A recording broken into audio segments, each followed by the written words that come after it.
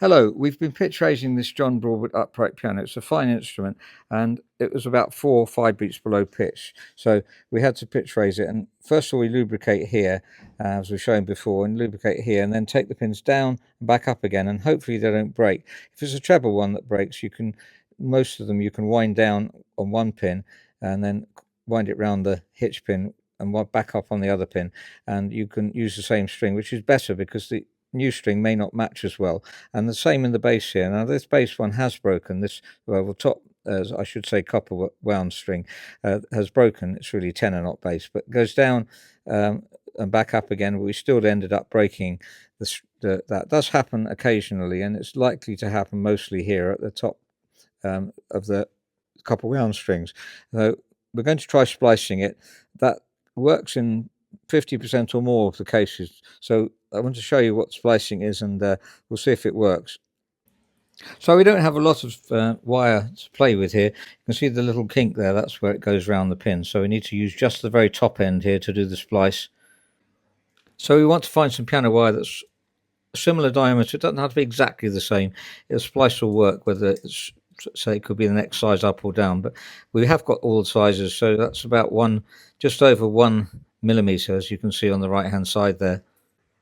So 17.5 piano wire size is almost exactly the same, 1.01. It was written on here. This is actually ex-Bentley factory containers here that we bought when they had an auction there. So we cut off just under 1 meter of it, and we need a reasonably large pull, as you'll see in a minute. I've just made this little loop here. And now's the tricky bit, because we can't use too much of this. We just need to use the top end and bend it round also into a loop. So we're going to go right the way around, and it's worth taking time on this, because if you get it wrong, then obviously you can't do it again, really. So just going to make a loop out of this, and if you're using wire, it's very difficult to put it back once you've bent it. So it's like when you're fixing wire on a tuning pin, you haven't got much leeway. So I have to get this exactly right.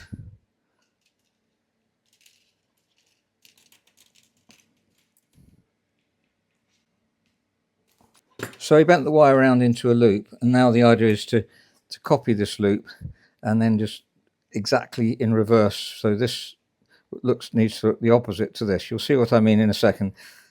So after some struggling, I think if you do it all the time, if you're in the trade, you think, oh, it's not that hard to do. I may have too long a bits here, but I wanted to make sure I didn't have too short a string. Now you can see that this is the exact opposite of that. And if you get the exact opposite, then that's going to be able to splice.